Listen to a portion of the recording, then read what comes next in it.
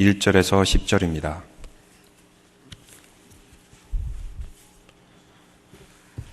마가복음 8장 1절에서 10절 말씀. 제가 한 절, 여러분이 한 절, 마지막 절은 같이 읽겠습니다. 8장 1절부터입니다. 그 무렵에 다시 큰 무리가 모여 있었는데 먹을 것이 없었다. 예수께서 제 아들을 가까이 불러놓고 말씀하셨다. 저 무리가 나와 함께 있는 지가 벌써 사흘이나 되었는데 먹을 것이 없으니 가엾다. 내가 그들을 굶은 채로 집으로 돌려보내면 길에서 쓰러질 것이다. 더구나 그 가운데는 먼 데서 온 사람들도 있다. 제 아들이 예수께 말하였다. 이 빈들에서 어느 누가 무슨 수로 이 모든 사람이 먹을 빵을 장만할 수 있겠습니까? 예수께서 그들에게 물으셨다. 너에게 빵이 몇 개나 있느냐? 그들이 대답하였다. 7개가 있습니다. 예수께서는 무리들에게 명하여 땅에 앉게 하셨다. 그리고 빵 7개를 들어서 감사 기도를 드리신 뒤에 떼어서 제자들에게 주시고 사람들에게도 나누어주게 하시니 제 아들이 무리에게 나누어 주었다. 또 그들에게는 작은 물고기가 몇 마리 있었는데 예수께서 그것을 축복하신 뒤에 그것도 사람들에게 나누어 주게 하셨다. 그리하여 사람들이 배불리 먹었으며 남은 부스러기를 주워 모으니 7광주리에 가득 찼다. 사람은 4,000명쯤 있었다. 예수께서는 그들을 헤쳐 보내셨다.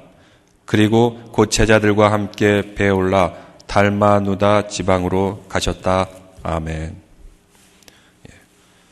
지난주 리더십 교육을 하면서 제가 영상을 하나 보여드렸습니다. 그 영상은 뭐냐면 짐미 킴메쇼에서 할로윈 데이가 끝나면 매번마다 하는 그런 세러브레이션이 있습니다. 그게 뭐냐면 할로윈 데이가 끝났을 때 조그만 아이들이 동네에서 사탕을 한가득 이렇게 가져옵니다. 이 아이들에게 사탕이 얼마나 소중한 건지 몰라요. 아마 1년 동안 먹고도 나을 만한 그런 사탕, 초콜릿, 캔디 이런 모든 것들이 잔뜩 모여 있는데 그 다음 날에 아빠나 엄마가 이렇게 얘기합니다. 얘야, 내가 너무 배가 고파서 이거를 다 먹어치웠다. 그때 아이들이 어떤 반응을 보인 줄 압니까? 여러분 어떤 반응을 보입니까? 어떤 아이는 막 엉엉 울면서 우는 아이가 있고 또 어떤 아이는 막 분노하면서 아빠한테 막 달려드는 아이가 있고 또 어떤 아이는 실망하면서 집을 뛰쳐나갑니다. 어디까지 뛰쳐나가면 집 밖이 아니라 계속해서 멀리 도망치는 그런 아이를 따라가면서 카메라로 찍어서 짐미 킴메쇼에 보내줍니다. 어떤 아이는 이렇게 말합니다. 정말로 다 먹었어요? 그래, 다 먹었다니까. 아이가 또 물어요. 정말로 다 먹었어요? 그래, 다 먹었어. 몇 차례나 묻는 그런 아이가 있어요. 또 어떤 아이는 이렇게 말하는 아이도 있습니다. 괜찮아요. 정말 괜찮아요. 내가 다 먹어치웠다니까. 그런데도 그 아이는 괜찮아요. 괜찮다니까요. 말은 괜찮다고 하는데 표정과 말투는 전혀 괜찮지 않는 그런 말투로 대답을 합니다. 또 어떤 아이는 좀 머리가 굵은 아이가 있어가지고 내가 다 먹어치웠다 그러니까 아 이거 뭔지 알아요. 짐미 킴메쇼에서 하는 거 아니에요? 저는 안 속아요. 하면서 답하는 그런 아이도 있습니다. 그래서 아이들을 실컷 울려놓고 여러 영상을 보여주고 나서 나중에 짐미 킴멜이 이렇게 얘기합니다. 얘들아 너무 슬퍼하지 마라. 다음 주 화요일이면 일렉션 데이가 있는데 너희 부모도 그때 엉엉 울면서 땅을 치고 울 것이다. 라고 하면서 끝을 맺게 되는 것을 보게 됩니다.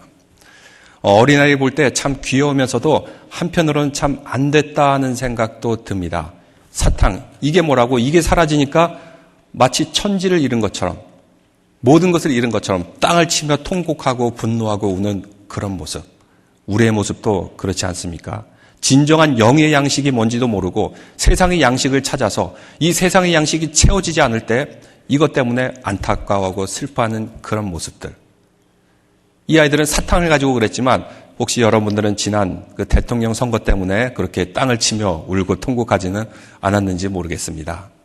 오늘 말씀에는 영의 양식을 먹는 이스라엘 백성들의 모습을 보여주고 있습니다.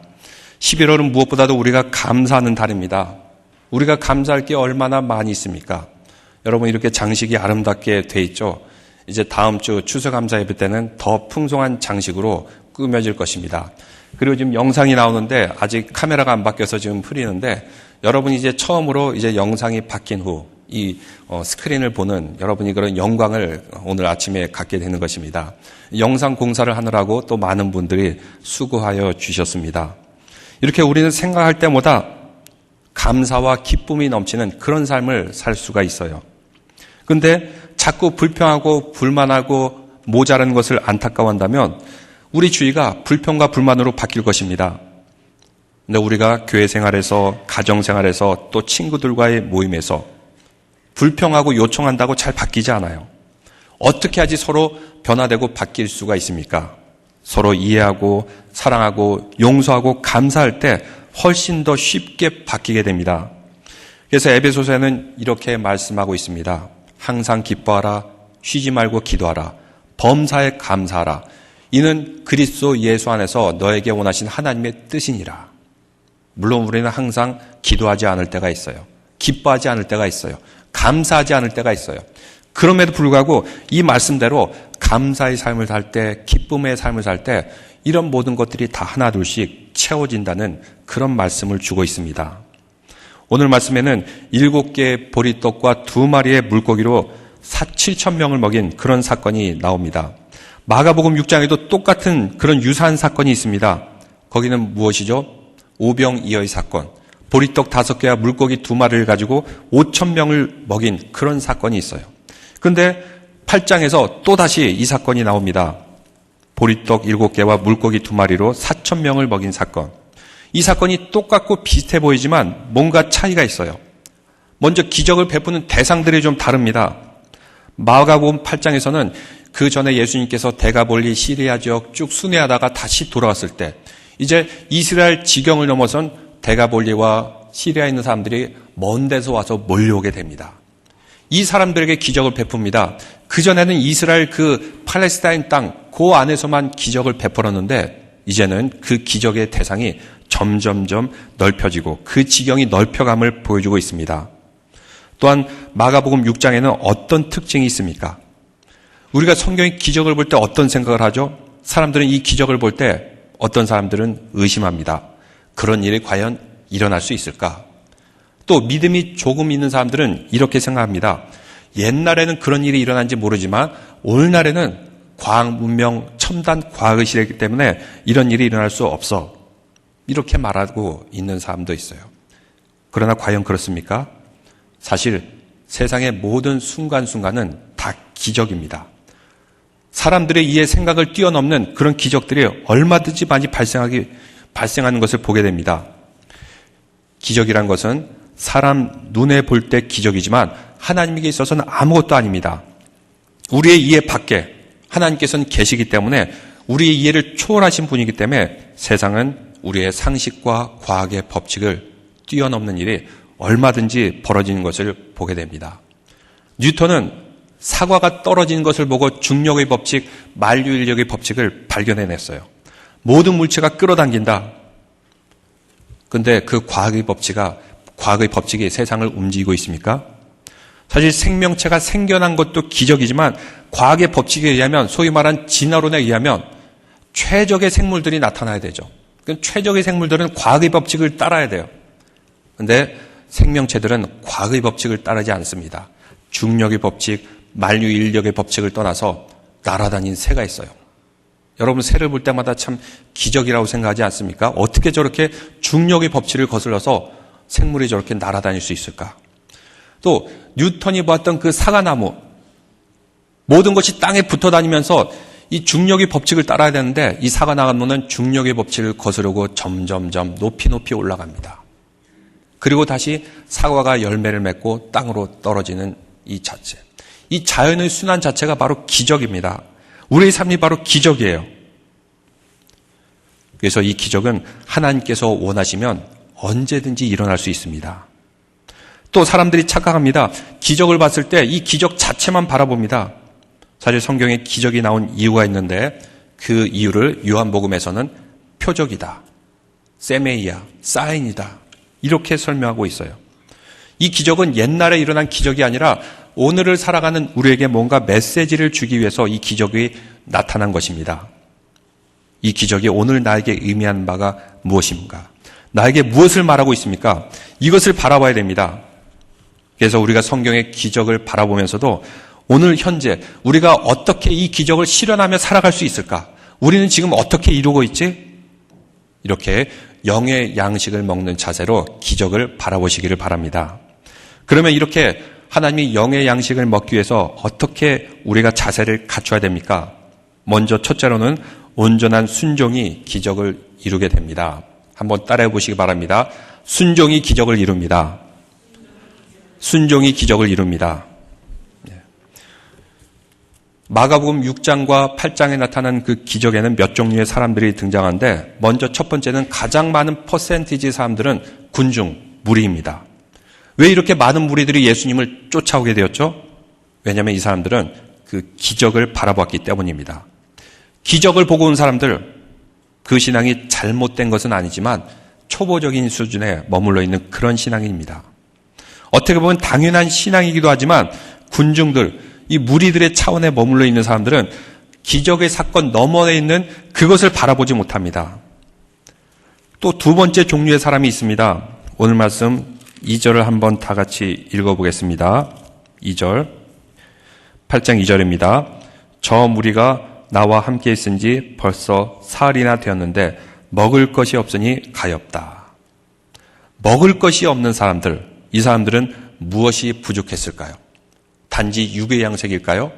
육의 양식뿐만 아니라 영의 양식이 채워지지 않으니까 저 멀리서도 예수님을 찾아온 것입니다. 이 사람들에게 무엇을 먹게 하면 좋을까?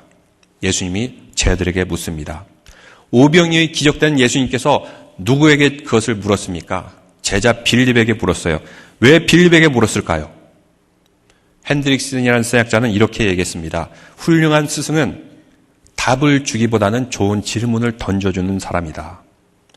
훌륭한 스승은 답을 잘 가르쳐주기보다는 좋은 질문을 던져주는 스승이 훌륭한 스승이다. 이렇게 말하고 있습니다. 왜냐? 주는 답을 가만히 앉아서 받아먹기보다는 주는 좋은 질문을 통해서 이 답을 찾기 위해 스스로 생각하게 만들고 좋은 질문을 통해서 자신의 한계를 뛰어넘게 만듭니다. 뉴욕에 범죄가 많았을 때 경찰서장은 어떻게 하면 범인을 잡을 수 있을까? 이 생각을 가지고 경찰서를 운영해요. 그리고 해결책을 찾으려고 합니다. 계속해서 범죄가 일어나고 범죄율은 늘어납니다. 그런데 당시에 뉴욕시장은 이렇게 질문을 가졌다고 합니다. 어떻게 하면 범죄를 예방할 수 있을까? 이 질문을 가지고 해결책을 찾으려고 합니다. 그래서 뉴욕에 보니까 지하철에서 범죄가 많이 일어나고 지하철에 낙서가 많고 지저분하기 때문에 이것을 깨끗이 하면은 범죄가 사라질 것이다. 예방이 될 것이다. 그래서 뉴욕 지하철 그 모든 곳을 깨끗하게 페인트 칠을 하고 단정하게 가꿉니다. 낙서를 하면 또 이것을 없애고 또 없애고 많은 돈을 들어가면서 뉴욕 지하철을 깨끗하게만 했더니 범죄가 75%나 감소했다고 합니다. 이렇게 문제를 해결할 때 어떤 질문을 가지고 들어가냐에 따라서 전혀 다른 답과 결과를 나타낼 수가 있어요. 예수님은 그의 따라다닌 제자 중에서 빌립에게 묻습니다. 왜 묻죠? 성경에 보니까 빌립을 시험하고자 물었다. 빌립은 이렇게 말합니다. 이 사람들에게 모두 조금씩 먹게 할지라도 200데나리온이 되는 엄청난 예산이 들어갑니다. 근데 200데나리온 가지고도 충분하지 못할 것 같은데요. 이런 답을 준 빌립, 머리가 좋은 사람입니다.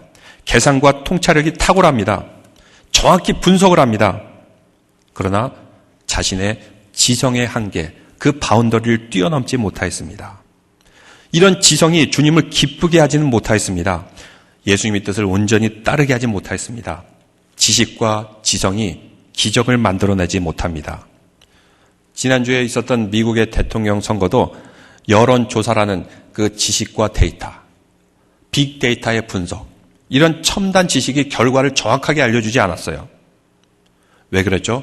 지식과 지성은 항상 한계를 갖고 있기 때문입니다. 그래서 믿음이란 무엇입니까? 믿음은 우리의 이성의 그 한계, 이성을 무시하는 것이 아니라 이성의 한계를 뛰어넘는 데서부터 시작되는 것입니다. 진정한 믿음은 지성과 이성, 이 한계를 뛰어넘게 만듭니다. 근데 많은 성도들이 오늘날에도 지성과 이성, 그 한계의 이 단계 가운데 머물러 있어요. 하나님의 말씀을 인간의 눈, 인간의 지성과 이성으로 바라보게 됩니다. 그리고 비판합니다.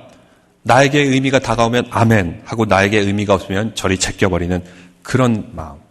그런 마음은 결코 주님을 기쁘게 해드리지 못합니다. 또한 세 번째 종류의 사람이 있습니다. 제자 안드레입니다. 안드레는 그래도 순종을 합니다. 여기 보리떡 5개와 물고기 2마리를 가지고 있는 한 아이가 있습니다.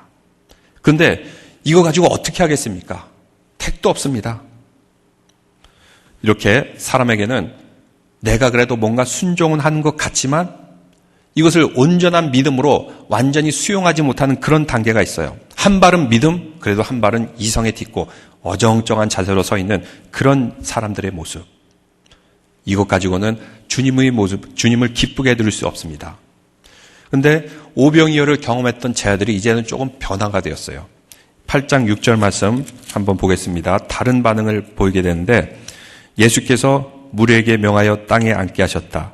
그리고 빵 7개를 들어서 감사 기도를 드리신 뒤에 떼어서 제자들에게 주시고 사람들에게 나누어주게 하시니 제자들이 무리에게 나누어 주었다. 이제 제자들은 다른 어떤 반항과 어떤 인간적인 판단과 지성을 내리지 않고 주님의 말씀에 무조건 순종하는 그런 모습을 보여줍니다. 믿음은 바로 순종의 단계로 갈 때 하나님을 기쁘시게 하고 기적이 나타날 수가 있습니다. 그래서 믿음이란 단어는 라틴어로 코르디아라는 단어를 쓰고 있는데 코르디아는 바로 심장입니다. 심장을 온전하게 맡기는 것, 이것이 바로 믿음이다. 심장은 아주 소중하지 않습니까? 이것을 온전하게 맡겨드릴 만큼 놀라운 믿음, 100% 맡기는 그런 믿음, 이 믿음 가운데 기적이 나타날 줄로 믿습니다. 감정을 따라 기적을 보고 따라온 무리들 예수님을 기뻐하게 하지 못했어요. 비릴과 같이 빅데이터를 알고 분석하는 사람 예수님을 기쁘게 하지 못하였습니다. 근데 주님이 기적의 통로로 삼은 그 어린아이가 있었습니다. 그 아이는 순종하는 아이였습니다. 만약 그 아이가 좀 철이 들었다면 결코 내놓지 못했을 거예요. 보리떡 5개와 물고기 2마리. 이 물고기 2마리를 원어로 옵사리온 단어를 쓰고 있는데 이것은 아주 작은 물고기. 어른이 그냥 한 입에 넣을 수 있는 그 정도의 물고기밖에 되지 않습니다. 근데 이 부끄러운 음식인데 이것을 주님 앞에 내어놓을 수 있었던 것은 그 아이의 마음이 순수했기 때문에 내어놓을 수 있었던 것입니다. 어떤 기록에 의하면 이 아이는 과부의 아들이었다는 말도 있습니다. 그만큼 어려움과 고통을 알았기 때문에 불쌍히 여기는 마음이 있었고 다른 사람을 돌보는 그런 마음이 있었던 것 같습니다. 왜 이렇게 이 아이가 내어놓았을까요? 합리적인 생각을 가진 어른이었다면 부끄러워서 내놓을 수도 없는 음식이었지만 순수한 믿음의 눈으로 순종하는 마음으로 그 아이는 주님께 내어놓고 주님을 기쁘시게 해드립니다. 일반적으로 사람들은 기적과 표적을 보고 주님께 찾아옵니다. 또 입으로는 믿음을 말하지만 한쪽은 이성의 발을 딛고 있습니다. 결정적인 순간에 소위 말하는 빅데이터, 지식과 정보를 의존하려고 합니다. 그러나 하나님께서 허락하시는 기적은 어린아이 같이 순전한 믿음으로 순종할 때 기적이 나타날 줄로 믿습니다. 5,000명을 먹이는 그 기적, 이 아이의 헌신으로부터 시작되었습니다. 또한 기적은 언제 나타납니까? 우리가 영적인 양식을 먹기 위해서는 감사하는 마음을 가져야 됩니다. 다 함께 따라해 보시기 바랍니다. 감사하는 마음을 갖자. 감사하는 마음을 갖자. 예수님께서는 보잘것 음식을 가지고 있었지만 항상 이렇게 말합니다. 6절 말씀에 보니까 감사의 기도를 드리고 또 7절 말씀에 보니까 예수님께서는 그것을 축복하신 뒤에 아무리 보잘것 없어도 감사하고 축복을 주님은 끊임없이 말하고 기도한 것을 보게 됩니다. 그리고 이것을 나눠주러 갑니다. 7개의 빵 그리고 2마리의 물고기 9명이면 충분히 나눠줄 수 있어요.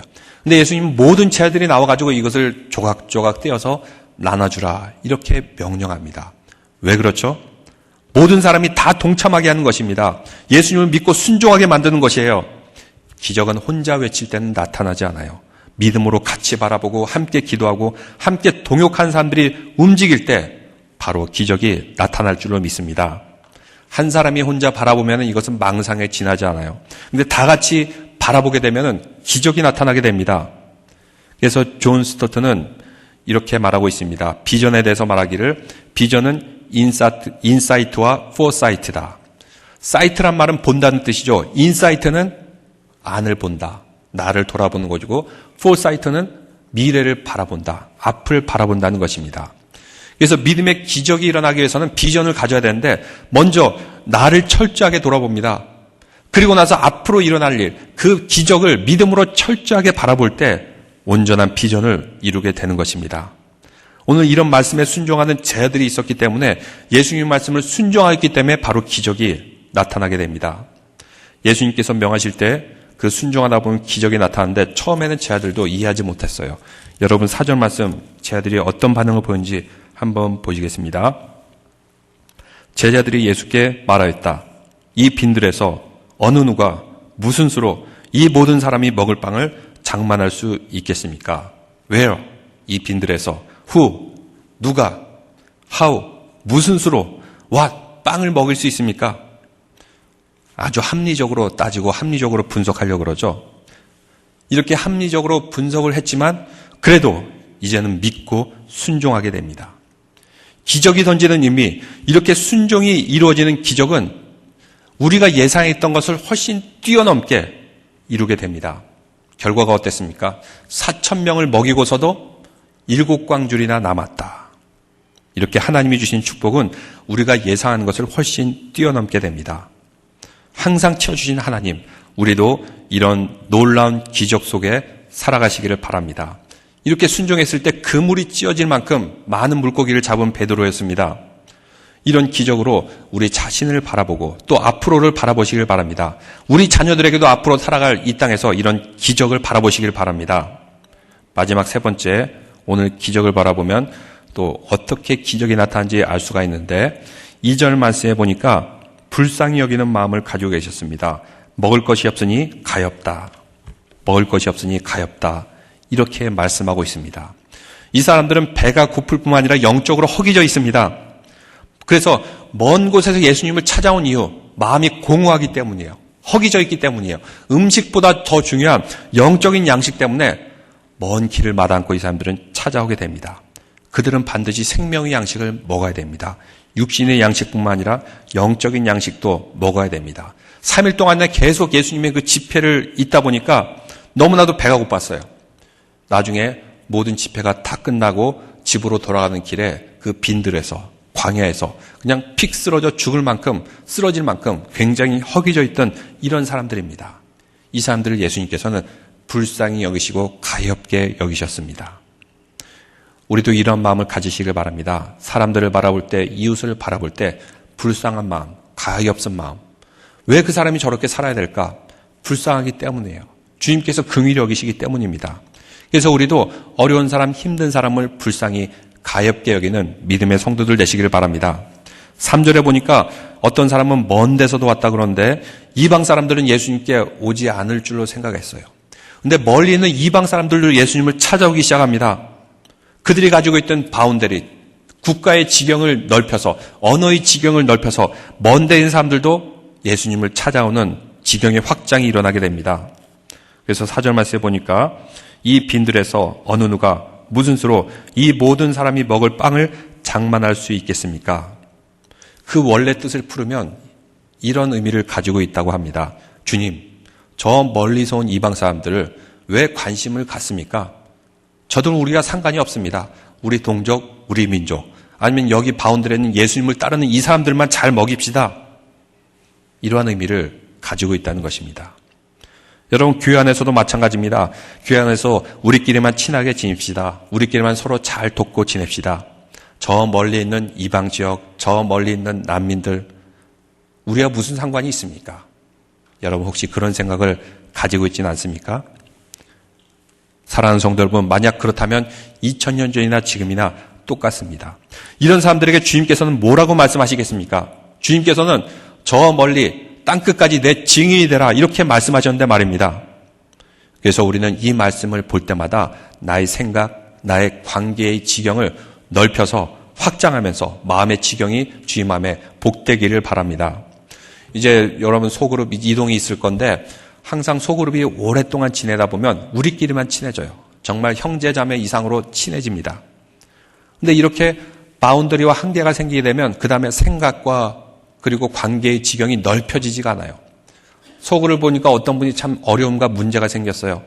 근데 다른 사람만 알았어도 금방 해결될 수 있는 문제인데 소그룹이 오래되다 보니까 이 소그룹원들 말고 다른 사람을 알지를 못하는 거야. 나중에 참 저 사람이 계셨는데 이 사람에게 도움만 받으면 금방 이렇게 해결할 수 있는데 그거를 못하셨나. 참 안타까운 경우가 있어요. 소그룹에 여러분 지금 있는 그룹이 너무 친하고 관계도 좋지만 이제 서로 다른 성도들을 만날 필요가 있어요. 관계의 지경을 넓힐 필요가 있어요.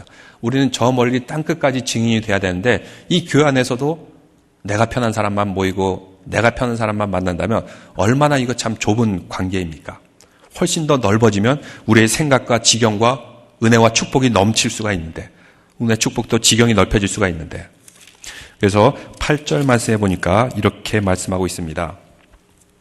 그 멀리서 온 사람도 주님께서 먹고 남기게 하시니까 8절 말씀 다 같이 읽어보겠습니다. 그리하여 사람들이 배불리 먹었으며 남은 부스러기를 주워 모으니 7 광주리에 가득 찼다. 7 광주리에 가득 찼다. 여기서 7이라는 숫자는 의미가 있습니다. 뭔가 사인을 주기 위해서요. 7이라는 것은 완전한 수. 이제 너희가 너희 민족 그 바운더리만 생각했는데 이제 완전하게 세계 모든 사람들에게 너희가 이런 기적을 베푸는 증인이 될 것이다. 라는 사인을 그들에게 주신 것입니다. 예수님의 마음은 지경을 넓혀서 멀리 온 사람도 있다는 것을 말해주고 있습니다. 7개의 빵을 들어서 감사를 드리고 또 축복을 하고 이것을 떼어주고 나누어 주는데 왜냐하면 그 나누어 준 것이 하늘을 우러러 보시면서 나누어졌죠. 이 말은 이 양식이 내가 주는 내 것을 나눠준 것이 아니라 하나님께로부터 온 것을 나눠준다라는 그런 의미가 있습니다. 우리는 때로는 누군가에게 베풀고 나눌 때 내 것을 나눠준다고 생각합니다. 내 것을 나눠준다고 생각하면 항상 문제가 생기기 마련입니다. 왜냐? 이것은 내 것이기 때문에 내 마음대로 해도 된다라고 착각하기 때문입니다. 내 것을 나눠준다고요? 그렇지 않습니다. 우리는 하나님의 것을 나눠주게 됩니다. 내 것을 나눠줬다 생각하면 내 것만 주장합니다. 근데 하나님께로부터 받은 것을 나눠줬다고 생각했을 때 더 놀라운 축복과 기적이 나타나게 됩니다. 그래서 이 원리를 잊지 말아야 됩니다. 무엇을 나눠줄 때 우리는 하나님께 감사하고 하늘을 들어 바라보고 하나님께서부터 받은 것을 나눠줄 때 음식을 나누고 사랑을 나누고 또 관계를 나누고 또 우리가 그들을 위해서 기도를 나누고 신앙을 나누게 될 때 하나님의 놀라운 기적이 나타나게 됩니다. 이러한 모든 기적, 순수한 마음일 때 나타나게 됩니다.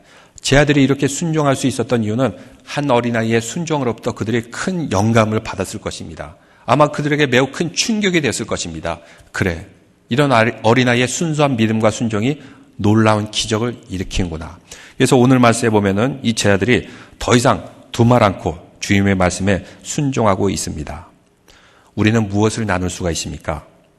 어떤 분에게는 이것이 여러분의 지식일 수가 있습니다. 노하우일 수가 있습니다. 아니면 남보다 더 많이 가진 경험일 수가 있습니다. 바로 이것이 우리의 사명입니다.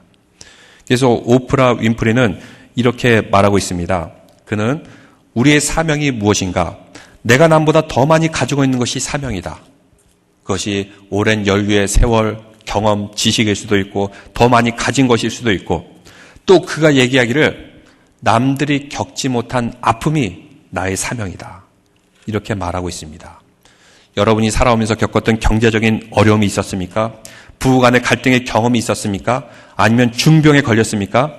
그 아픔, 사실 그 느낌을 알기 때문에 이 사람이 다른 사람을 도와줍니다.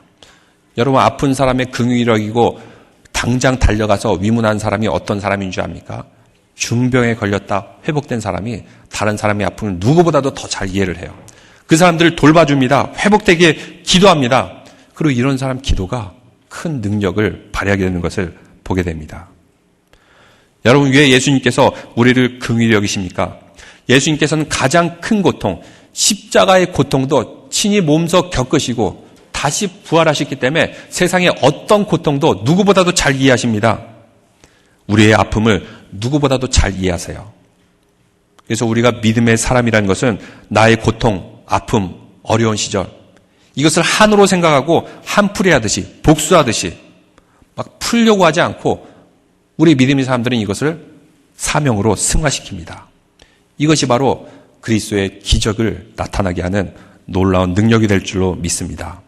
이러한 모든 경험들, 아픔과 상처가 우리의 사명이 됩니다.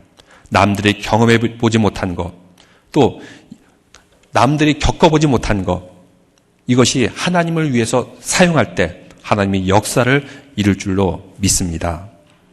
내가 경험한 약함과 상처도 오병이어의 기적, 칠병이어의 기적을 나타나게 됩니다. 제가 영상을 하나 보여드리겠습니다. 영상을 한번 보여주시겠습니까? 저 영상을 볼 때마다 오병이어를 내어놓은 그 아이가 연상이 돼요. 그런 연상되는 그런 내용인데 9살 아이의 마일스라는 그런 아이인데 얘가 시민상을 받게 되었어요. 많은 사람들이 아주 유명 인사가 됐는데 저 아이를 아십니까, 여러분? 참 아주 특별한 그런 영광을 누리게 되었는데 아주 놀라운 경험을 했습니다. 시작은 여기서부터 시작돼요. 크라켓 바랄에서 오하이오에 사는 아이인데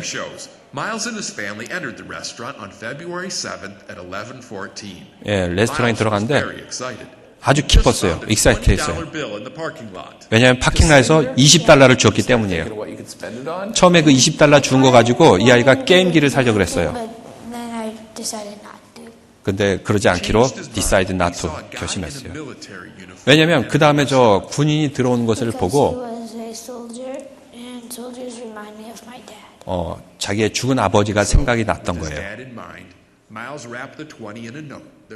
그래서 저 노트를 주면서 $20를 줬는데 나의 아버지도 군인인데 이제 천국에 있습니다. 가족으로 생각하고 이것을 당신에게 드립니다 하고 Thank you for 당신의 그 군 복무를 감사드립니다 하면서 $20를 군인에게 줍니다. 아버지예요. 이라크 전쟁에서 죽었는데 태어난 지 5주 만에 저 아버지가 전쟁으로 전사하게 됩니다. 군번줄이죠. 아버지를 기억하고 있는 군번줄.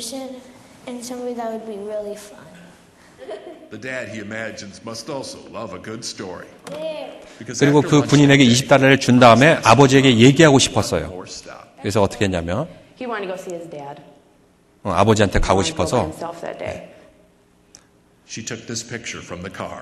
아버지 무덤 있는 데로 갑니다. 눈밭이 이렇게 싹 쌓인 곳에 아이가 저렇게 걸어서 아버지 무덤에 가서 오늘 있었던 얘기를 이렇게 쭉 얘기를 해줍니다.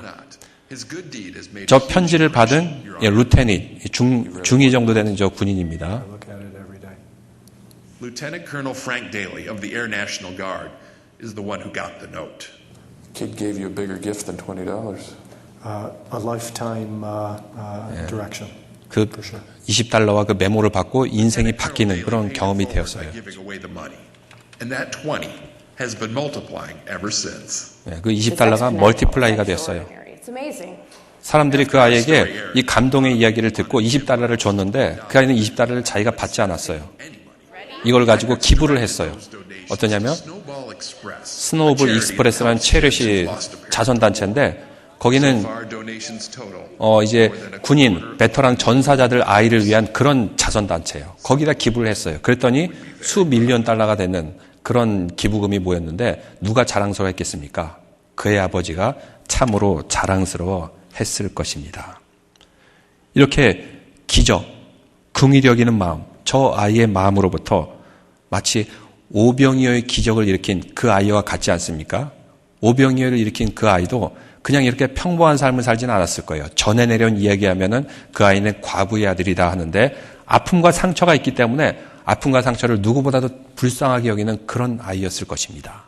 어떻게 보면 저 $20도 오병이어와 같이 별로 보잘것없어 보이지만 이것을 가지고 감동하고 사람들에게 움직임을 일으킴을 통해서 놀라운 일을 만들어낸 것을 보게 됩니다.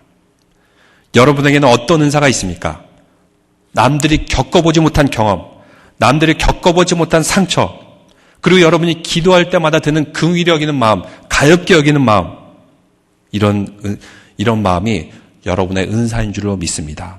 그리고 그 은사를 가지고 하나님의 축복의 통로가 되시기를 바랍니다. 또한 매사에 감사하시기를 바랍니다.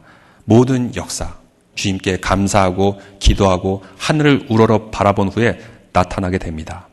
또 순종했을 때 감당치 못할 하나님이 놀라운 기적이 나타나는 것을 보여줍니다. 여러분, 여러분의 자녀들을 위해서 또 여러분 자신을 위해서 이런 기적을 꿈꾸시기를 바랍니다. 다 함께 자리에 일어나셔서 찬양 드리겠습니다.